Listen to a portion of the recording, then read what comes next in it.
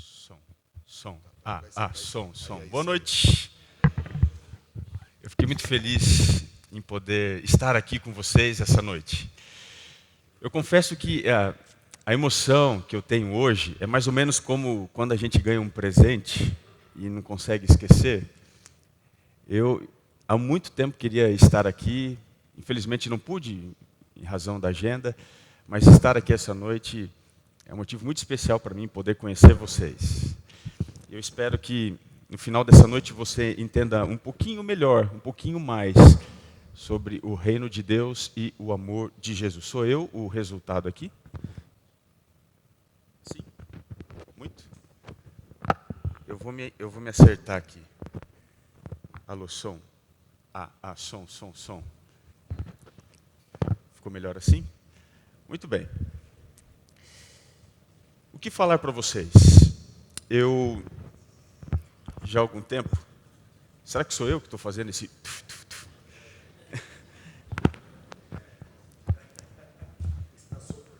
Eu estou soprando, é isso? Deixa eu ver como é que está aqui. Fala agora. Alô, som. Dá para sair? Um pouquinho mais, Tenta chegar mais perto. Aí. tá bom? É só você sair daqui que vai dar o problema de novo. Eu queria falar um pouquinho sobre o reino de cabeça para baixo com você. E não sei se você trouxe a Bíblia para acompanhar, mas eu queria ler hoje 2 histórias de milagres, de curas que Jesus realizou. Então, se você puder me acompanhar na Bíblia, vá comigo ao Evangelho de Marcos, capítulo 8. Marcos, capítulo 8. Nós vamos, nesta primeira história, nos deparar com um milagre que Jesus realizou. Marcos, capítulo 8. Eu quero ler com você a partir do verso 22. Marcos, capítulo 8, a partir do verso 22. Essa história é a história da cura de um cego. A partir do verso 22 até o verso 26, acompanhe o que diz aí. O texto, a história corrida é assim. Então, chegaram a Betsaida e lhe trouxeram um cego, rogando-lhe que o tocasse. Jesus, tomando o cego pela mão, levou-o para fora da aldeia e, aplicando-lhe saliva aos olhos e impondo-lhe as mãos, perguntou-lhe: vês alguma coisa? Este, recobrando a vista, respondeu: vejo os homens, porque como árvore os vejo andando. Então, novamente, lhe pôs as mãos nos olhos, e ele, passando agora a ver claramente, ficou restabelecido, e tudo distinguia de modo perfeito. E mandando Jesus embora para casa, recomendando-lhe: não entres na aldeia. Essa é a primeira história. Avança só um pouquinho, capítulo 10. Eu quero ler com você a segunda história a partir do verso 46. 10, o verso 46. E foram para Jericó. Quando ele saía de Jericó, juntamente com os discípulos e numerosa multidão, Bartimeu, cego mendigo, filho de Timeu, estava assentado à beira do caminho. E ouvindo que era Jesus o Nazareno, pôs-se a clamar: Jesus, filho de Davi, tem compaixão de mim. E muitos o repreendiam para que se calasse. Mas ele cada vez gritava mais: Filho de Davi, tem misericórdia de mim. Parou Jesus e disse: chamai-o. Chamaram então o cego, dizendo-lhe: tem bom ânimo, levanta-te, ele te chama. Lançando de si a capa, levantou-se de um salto e foi ter com Jesus. Perguntou-lhe Jesus: que queres que eu te faça? Respondeu o cego: Mestre, que eu torne a ver. Então Jesus lhe disse: vai, a tua fé te salvou. E imediatamente tornou a ver e seguia a Jesus estrada afora. Daqui a pouco eu volto a esses 2 relatos de milagre, de cura que Jesus realizou. Algum tempo atrás eu recebi uma dessas notícias de WhatsApp. E eu queria ler para vocês a sabedoria do WhatsApp. uma história interessante que tem como título Carta de Dispensa do Serviço Militar. Um jovem escreveu a seguinte carta para o militar responsável pedindo a dispensa da prestação de serviço militar. E a carta diz literalmente assim: prezado oficial militar, venho por intermédio desta pedir a minha dispensa do serviço militar. A razão para isso é bastante complexa e tentarei explicar em detalhes. Meu pai e eu somos pobres e moramos em uma casa muito humilde, em um bairro afastado do centro da cidade. Nós não temos dinheiro para diversão, temos apenas um rádio e uma televisão para se distrair. Meu pai é viúvo e eu solteiro, mas no andar de baixo mora uma viúva e sua filha. Ambas são muito bonitas e não têm nem rádio e televisão. O rádio e a televisão fez com que as nossas famílias ficassem mais próximas. Eu me apaixonei pela viúva e me casei com ela. Meu pai se apaixonou pela filha e também se casou com ela. A partir desse momento começou a confusão. A filha da minha esposa, a qual casou com meu pai, é agora minha madrasta. Ao mesmo tempo, porque eu casei com a mãe, a filha dela também é minha filha. Além disso, meu pai se tornou o genro da minha esposa, que por sua vez é sua sogra. A minha esposa ganhou recentemente um filho, que é irmão da minha madrasta. Assim, a minha madrasta também é a avó do meu filho, além de ser o seu irmão.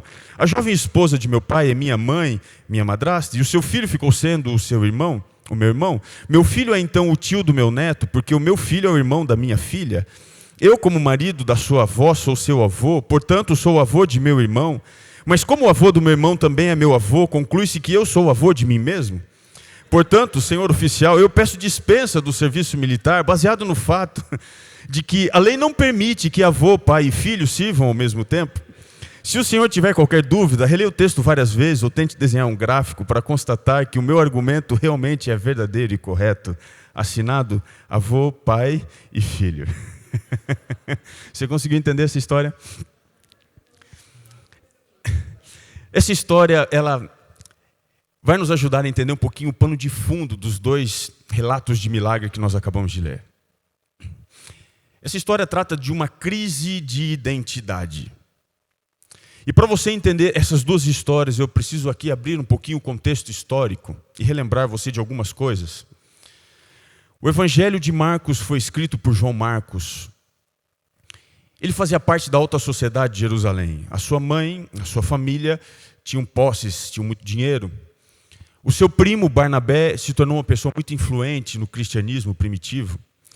Por causa disso, ele então começa a seguir aqueles que eram os maiores notáveis daquela época, Paulo e o seu primo Barnabé, e eles fazem uma incursão, uma viagem missionária. No meio da viagem ele desiste, ele volta para casa porque era um menino mimado, rico, e não estava acostumado com a dificuldade da vida que eles estavam enfrentando naquele momento de viagem missionária. Ele volta para casa. Possivelmente ali em Jerusalém agora ele se torna conhecido de Pedro. Neste momento, primeira carta de Pedro, capítulo 5, verso 13, Pedro o chama de filho. Pedro o adota e agora Pedro começa a levá-lo em alguns lugares. Depois disso ele ainda viaja com Barnabé para fazer algumas viagens missionárias, mas é Pedro quem influencia a vida de João Marcos. Onde Pedro pregava, João Marcos estava. E o que Pedro falava, ele assimilava, guardava no coração.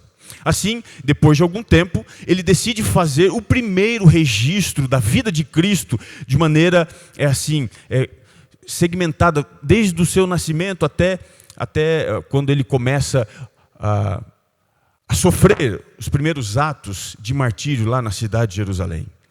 E ao escrever esse evangelho, ele tinha em mente um público-alvo. Ele escreveu, não foi para a autarquia da igreja da época, ele escreve para uma igreja composta, em sua maioria, de gentios. Quem eram os gentios? Pessoas não religiosas. E assim, então, ele escreve para a igreja em Roma. E esta igreja fazia parte de uma sociedade que estava inserida no império dominante da época. Era como se ele tivesse, nos dias de hoje, escrito o seu evangelho para os Estados Unidos da América. E assim, quando ele escreve para os Estados Unidos da época, ele apresenta um Jesus diferente. O Jesus do Evangelho de Marcos, ele é único, porque é um Jesus formatado nos moldes dos imperadores. Jesus Cristo, dentro do Evangelho de Marcos, é aquele que tem poder para fazer coisas impressionantes e inimagináveis.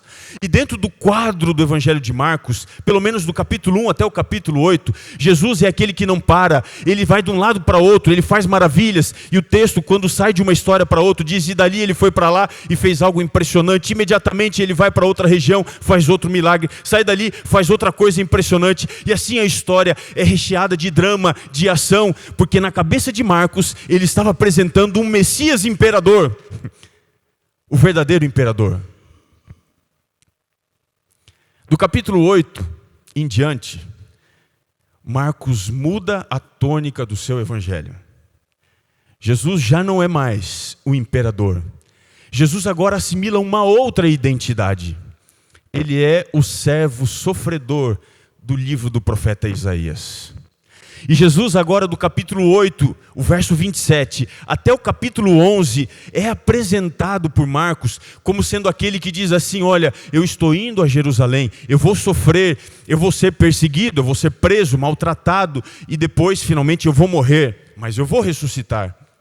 E assim o leitor do Evangelho de Marcos entra em crise, porque ele encontra dois tipos de Messias, duas figuras de Jesus, uma figura imponente e uma figura sofredora.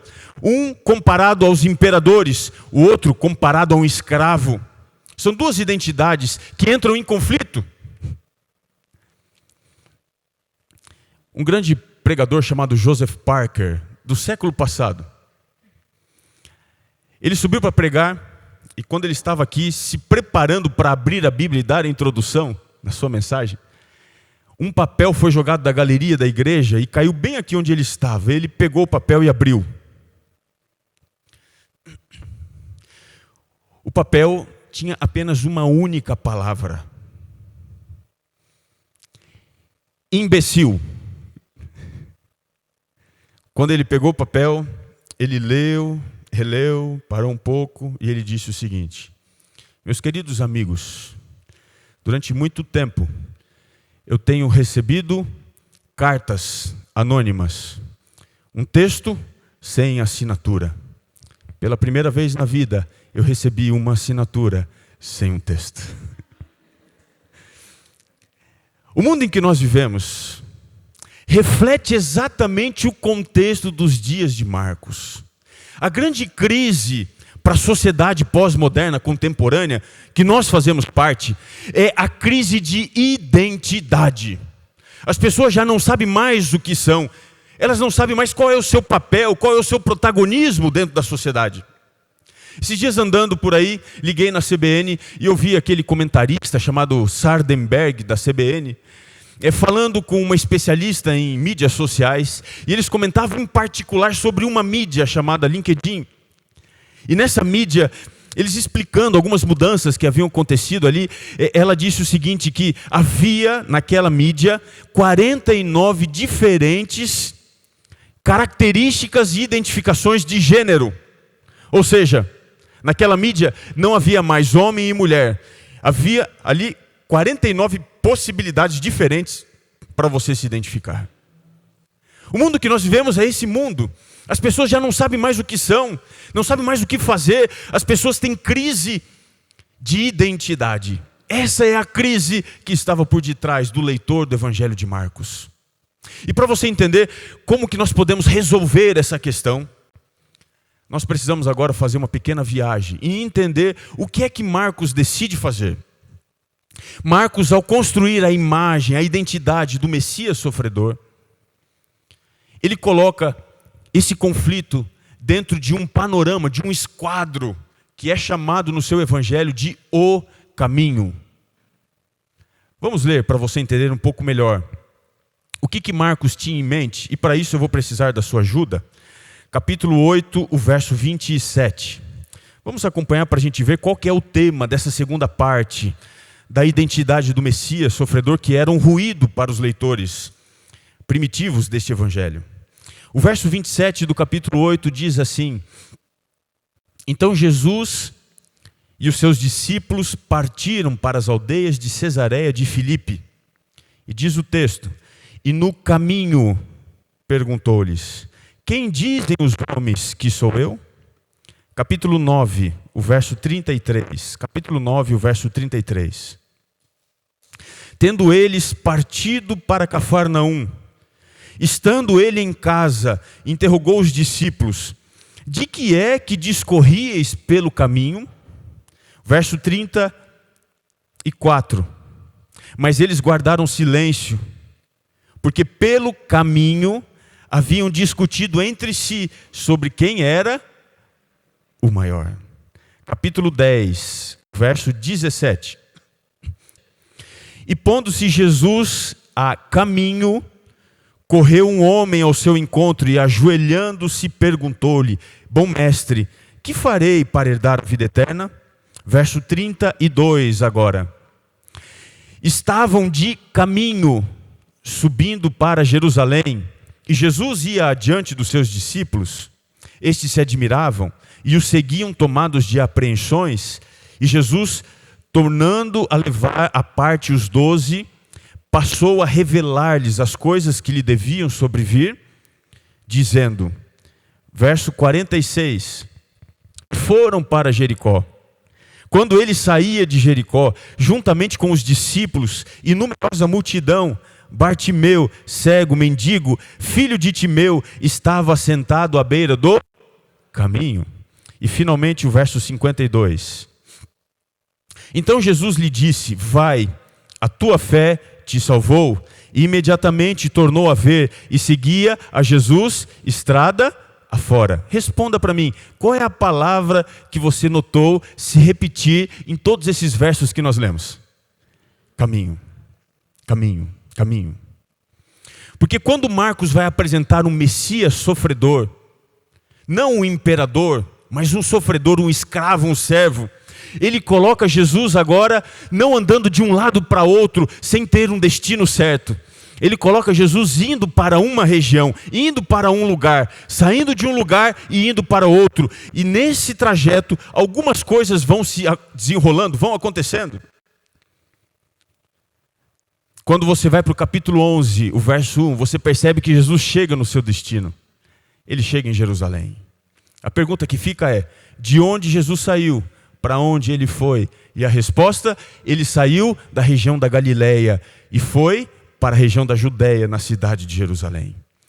Note o que está acontecendo aqui. Eu acho que nenhum de nós nos enquadramos no perfil dos galileus.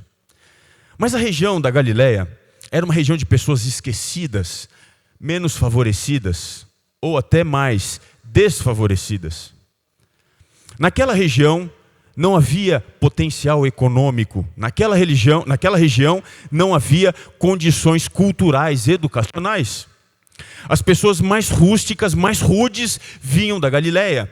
Tanto é que quando alguém soube que Jesus vinha da Galileia, era um galileu, ele disse o quê? Pode alguma coisa boa vir daquela região? Veja, quem não prestava vinha da Galileia, porque era uma pessoa que não ia para a faculdade, não tinha condição para isso, não morava em condomínio, não tinha uma conta bancária que lhe dava segurança, aporte financeiro para navegar em nichos melhores da sociedade. Eram pessoas esquecidas, abandonadas, ficavam à margem. E por isso a Galileia, queridos, foi o lugar onde Jesus mais trabalhou.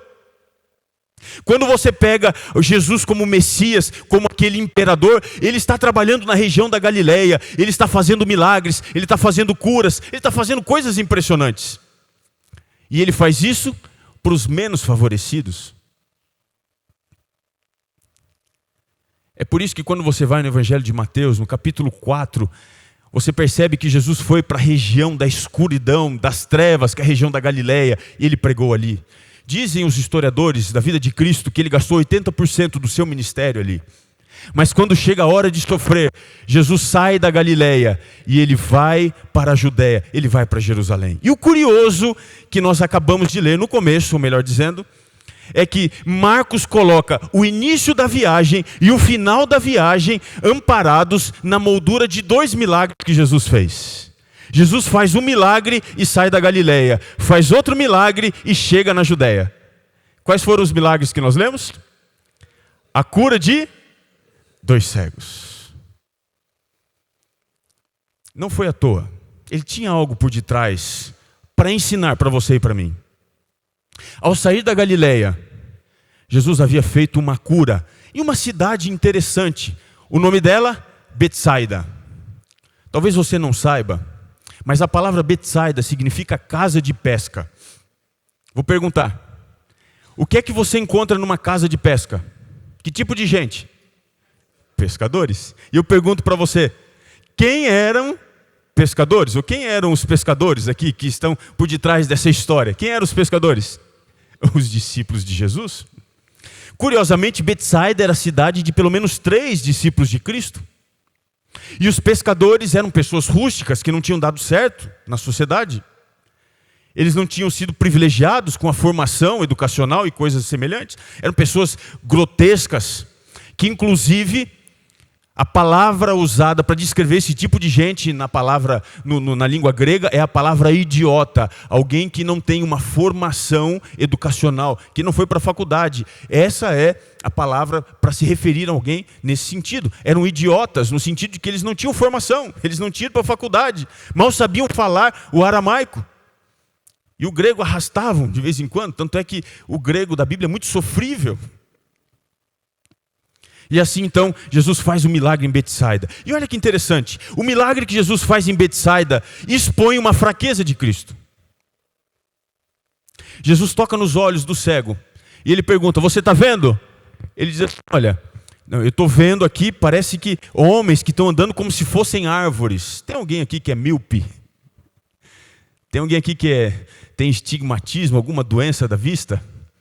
Se você tirar o óculos, se você tirar a sua lente, você só vê embaçado. Outro dia eu passei por um amigo, eu cumprimentei, e aí, tudo bem? E ele passou reto, eu pensei que ele estava bravo comigo. Aí depois eu falei, cara, você não me cumprimentou? O que aconteceu? Ele falou, não, rapaz, você não sabe, eu estou sem o meu óculos, perdi a minha lente, eu não enxergo nada. Ele passou por mim assim, eu cumprimentei, ele não me reconheceu. Quando Jesus faz o milagre, olha que interessante, ele faz o milagre, ele põe a mão na vista daquele cego, e ele diz, você está curado? Ele diz assim, olha, eu estou vendo, mas eu não sei o que eu estou vendo. Jesus precisa parar e de novo colocar a mão nos olhos, e agora o milagre acontece. Por detrás dessa história, a cegueira parece ser algo difícil de ser vencido. Por que Marcos conta essa história bem no começo da viagem? Ele está querendo dizer algo. Ele está querendo propor na sua narrativa que esta cura está associada à vida dos discípulos. Os discípulos andavam com Jesus, o que você acha? Sim ou não? Andavam com Cristo? Sim ou não? Eles viram os milagres que Jesus tinha realizado? Sim ou não? Sabe qual que era a definição que eles tinham de Jesus? Se você for no capítulo 4, verso 41 de Marcos, você vai ver que depois de fazer o milagre, acalmar o mar, eles olham para Cristo e dizem assim, quem é esse? Que até o mar e as ondas obedecem. Os discípulos não sabiam definir quem era Jesus. Isso só vai se tornar claro para eles no capítulo 8, verso 27. Marcos parece dizer o seguinte, que quando eles estão indo para o último momento da vida de Cristo, para o sacrifício de Jesus, para o seu sofrimento em Jerusalém, Marcos queria dizer com esse relato de milagre, que eles não estavam enxergando, que eles tinham dificuldade, eles estavam indo com Jesus na estrada, mas eles não entendiam muito bem o que estava acontecendo. E isso é verdade ou não? Eu vou analisar com você para você descobrir se é verdade ou não. Se você voltar no trajeto, você vai descobrir algumas dificuldades que os discípulos enfrentaram. Olha só no capítulo 9, do verso 2 até o verso 29. Capítulo 9, do verso 2 até o verso 29. Eu não vou ler com você. Vou apenas resumir. Jesus chamou à parte 3 discípulos e subiu possivelmente no monte Hermon. Quando eles estavam lá em cima, de madrugada, algo espetacular aconteceu. O rosto de Cristo foi transfigurado. A sua roupa, surrada e suja, ela se torna branca. O seu rosto brilha como o sol. E ele aparece no seu formato de glória. Os discípulos são tomados de preocupação, medo. De repente o céu se abre. Descem de lá duas figuras conhecidíssimas dos judeus. Quem aparece ali? Moisés e Elias. E Pedro fica tão impressionado que ele diz: Senhor, bom é estarmos aqui, vamos fazer aqui 3 tendas, uma será para o Senhor, outra para Moisés e outra para Elias. E nesse instante Deus fala: aí está o meu filho amado, a ele ouvi. Basicamente ele está dizendo assim: cala a boca, Magda, fica quieto, Pedro, só ouça, você fala demais, fecha a boquinha. E naquele instante, queridos, Pedro e os demais discípulos, eles se sentem tão leves, que eu imagino na minha cabeça, que se alguém não segurasse os pés deles, eles subiriam para o céu com roupa e tudo. Você já se sentiu assim alguma vez? Tão santo, tão leve, assim, nossa, hoje se Jesus voltasse, certeza que eu ia para o céu. Eles tiveram uma experiência arrebatadora. E naquele momento, queridos, Jesus fala: agora é hora de descer. E eu imagino Pedro dizendo: não, Senhor, vamos ficar aqui mais um pouco, vamos deixar aquele povo lá, são pecadores, a gente está tão bem aqui, a atmosfera é do céu, ninguém briga com ninguém, está tudo certo, vamos ficar mais aqui. E eu imagino Jesus dizendo: não, vamos descer, chegou a hora. E quando eles descem, a sequência aqui diz: quem é que eles encontram no pé da montanha? O diabo. E o diabo humilha os discípulos. Eles estão lutando para expulsar o demônio e não conseguem. O começo da viagem aqui, queridos, apresenta uma realidade que é próxima a nós. Andar com Cristo, segui-lo pelo caminho, significa viver 2 realidades antagônicas. Andar com Jesus é viver o que os discípulos viveram. Uma hora você estará onde? No céu. E algum tempo depois, no inferno. Uma hora com Deus, outra hora abraçado com o capeta. Uma hora desfrutando de coisas maravilhosas, outra hora amargurado. Eu vou te dizer, seguir Jesus significa viver isso aqui.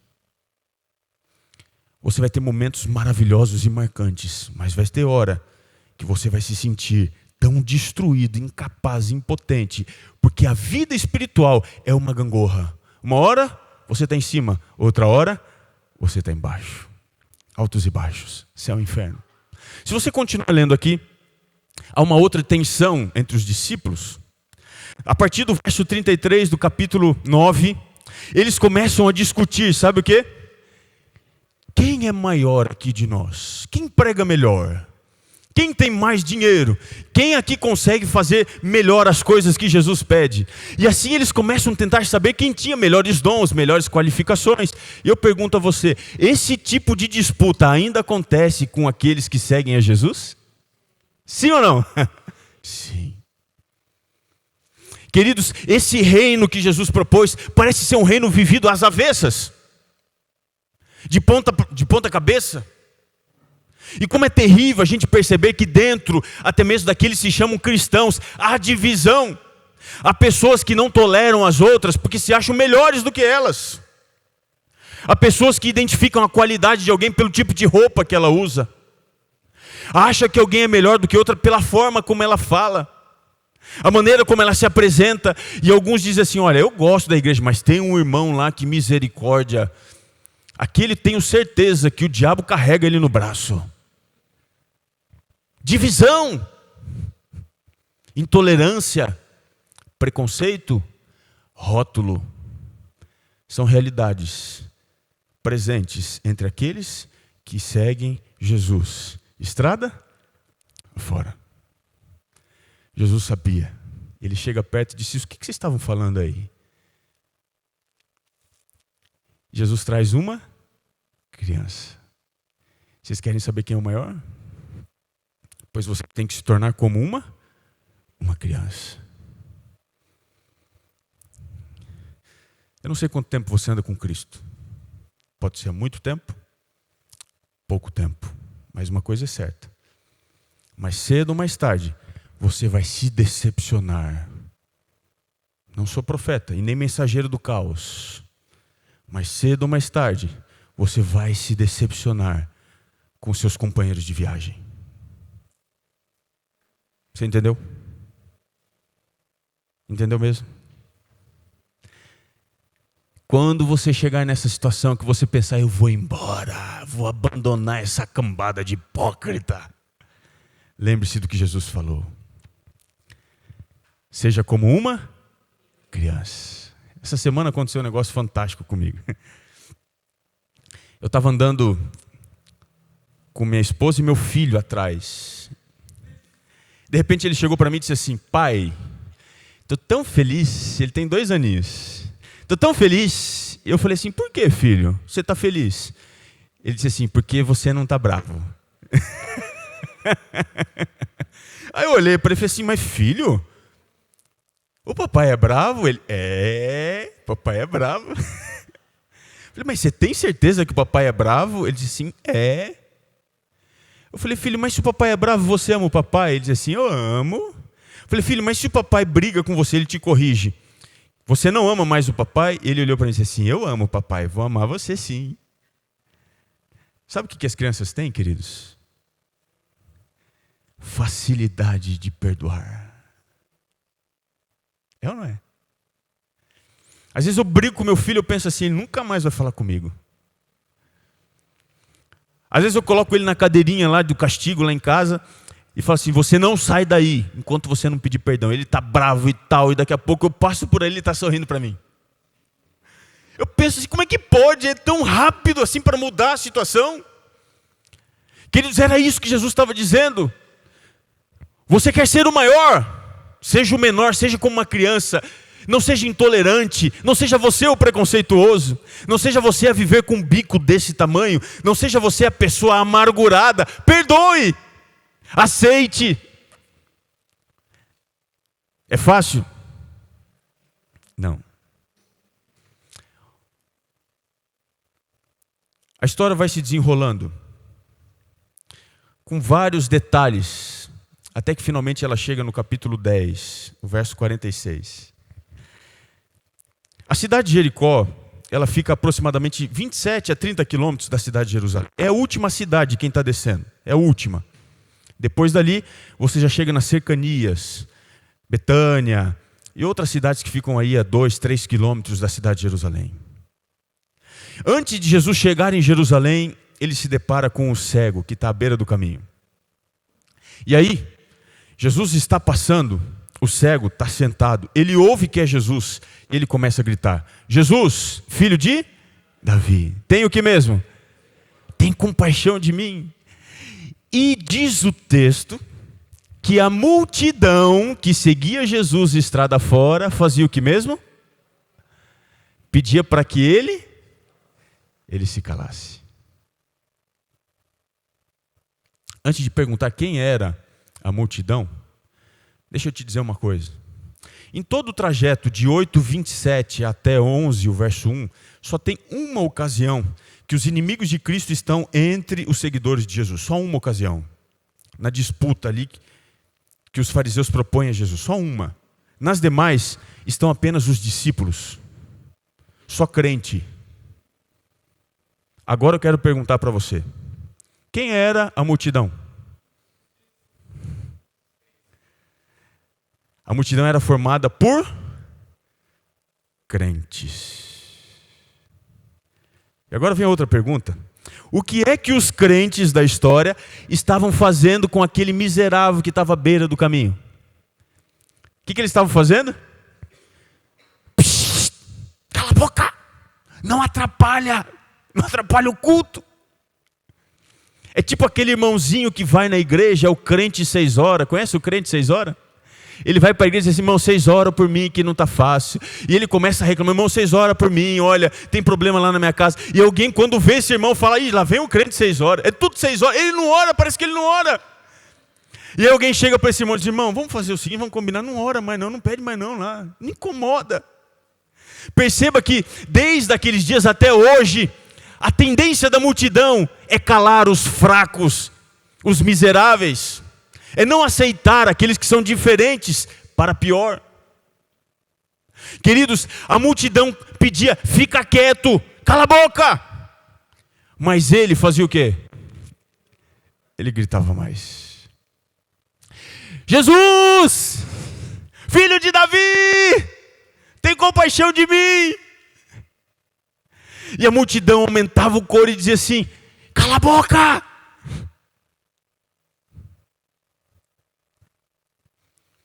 Deixa eu te dizer uma coisa.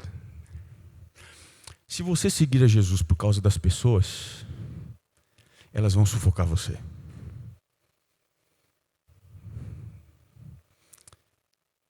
Chega um momento que você vai entender que não é melhor e não é preciso mais gritar.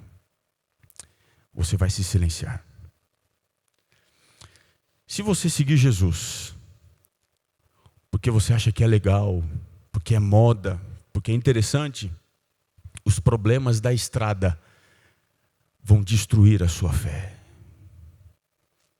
Você entendeu? Eu admiro demais esse cego. Não tinha crente, não tinha líder religioso, não tinha pastor, não tinha bispo, padre, não tinha apóstolo, não tinha ninguém que pudesse calar a sua voz.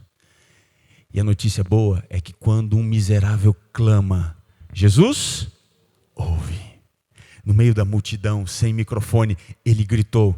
Jesus parou. Pediu para que ele viesse.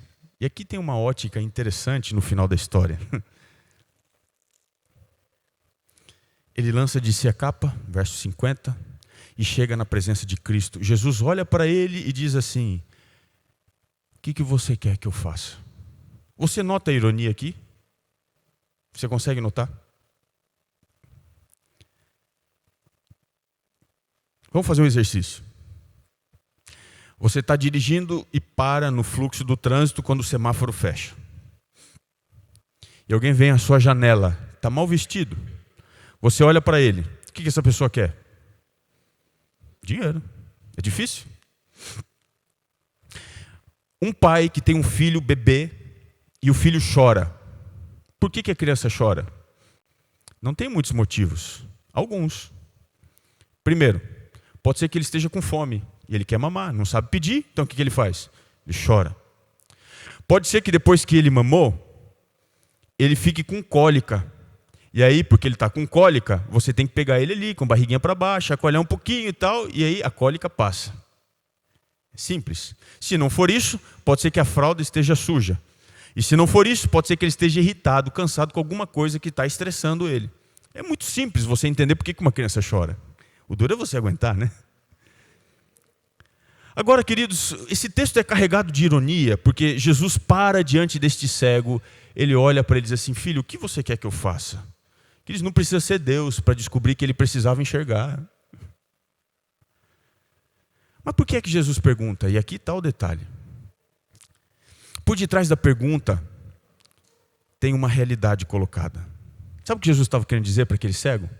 Filho, o que você pedir eu vou fazer, eu tenho poder para isso. Só que tem um detalhe. Você tem certeza, é da sua vontade receber o que eu posso te dar? Tem certeza? Porque até agora você estava sentado no caminho, você não enxerga, você está aí, quietinho, na sua solidão, na sua miséria. Você não precisa fazer nada, você está acomodado, estacionado. Quem passa te dá aqui, dá sobra, mas dá, você tem.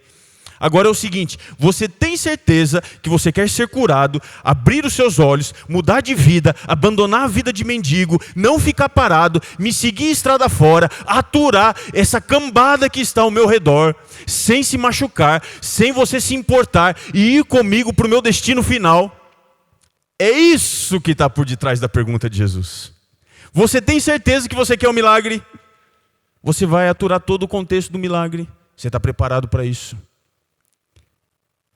Quando ele diz, mestre, que eu torne a ver, ele está dizendo o seguinte: Senhor, eu não estou aqui por causa deles. Eu estou aqui por causa do Senhor.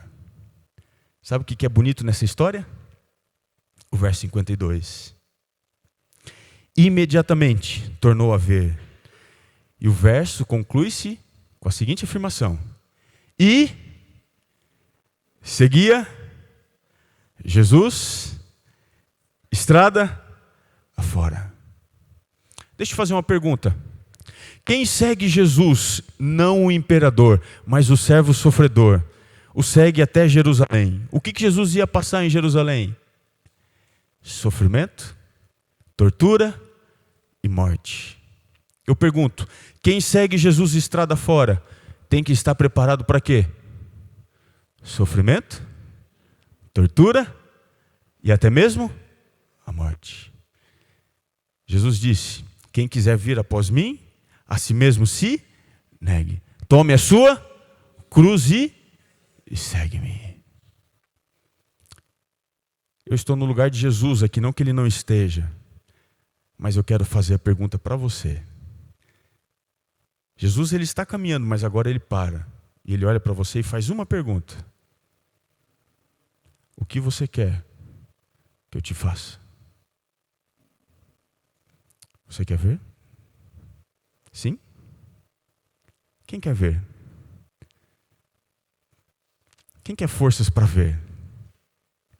E não enxergar os problemas, e não enxergar as dificuldades, e seguir Jesus para onde ele vai. Seguir Jesus estrada fora. Levanta a mão, quero ver. Você quer ver? O milagre vai acontecer na sua vida. Era o dia 24 de dezembro do ano passado. Uma moça chamada Pierce Valham, aeromoça da companhia Delta Airlines, foi escalada para trabalhar no feriado do Natal. Assim como no Brasil, lá nos Estados Unidos, o Natal é um feriado muito importante por se tratar de um país cristão protestante. É o momento que a família se reúne à mesa para agradecer o ano, para agradecer as bênçãos.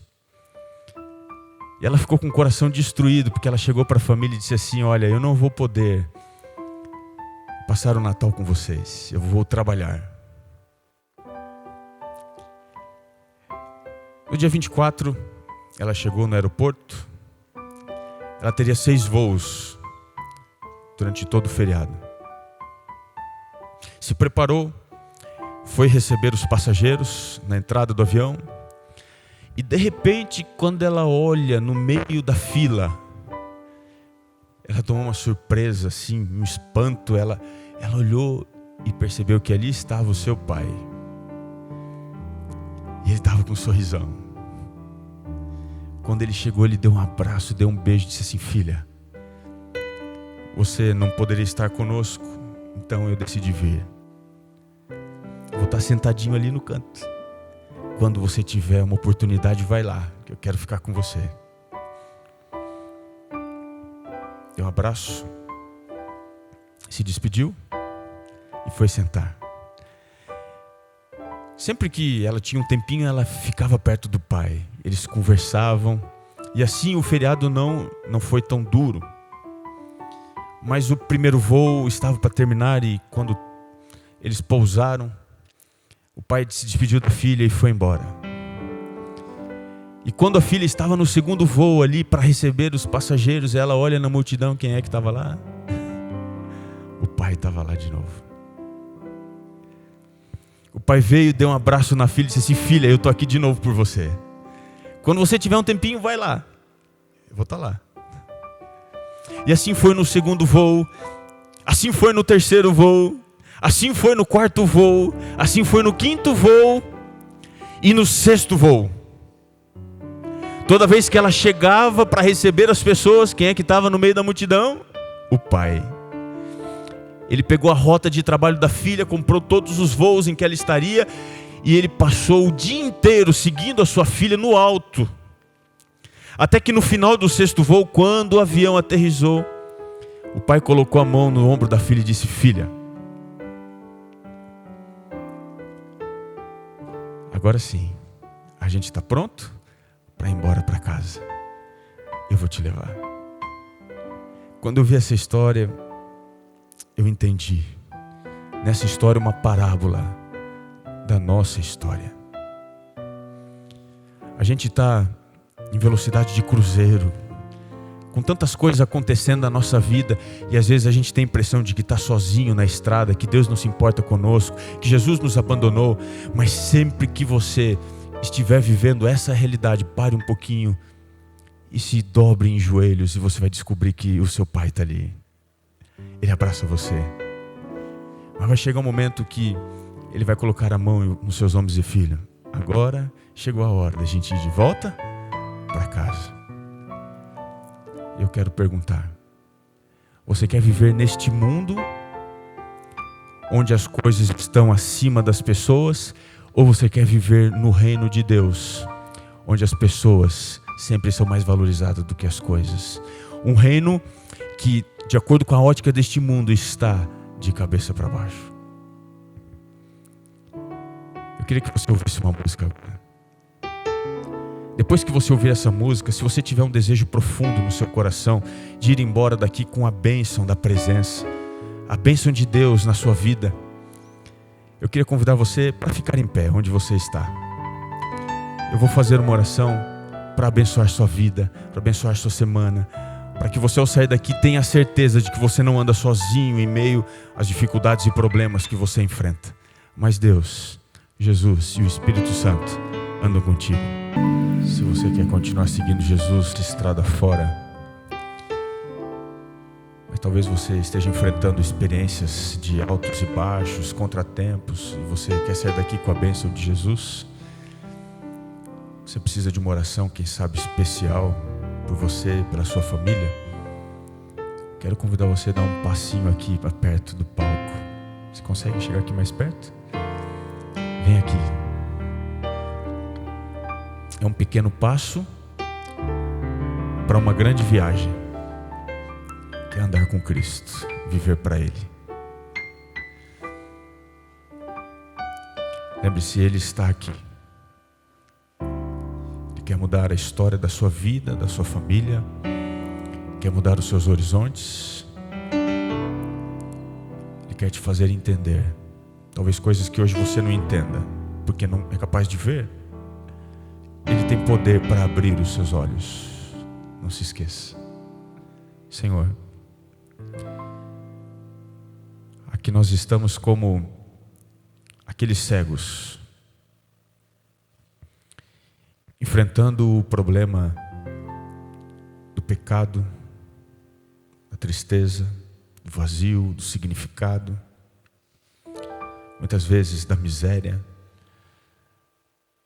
que não vem a nós no plano físico apenas. E diante dessas situações que nos marcam e machucam, nós queremos buscar em Ti a resposta para os nossos problemas, Senhor. Porque entendemos que Tu és mais do que um simples Messias poderoso. Tu és um servo sofredor, porque escolheste sofrer no nosso lugar.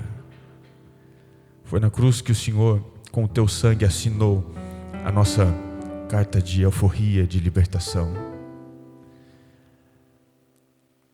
Diante de nós está um pedaço da nossa estrada que é desconhecida, mas estamos aqui,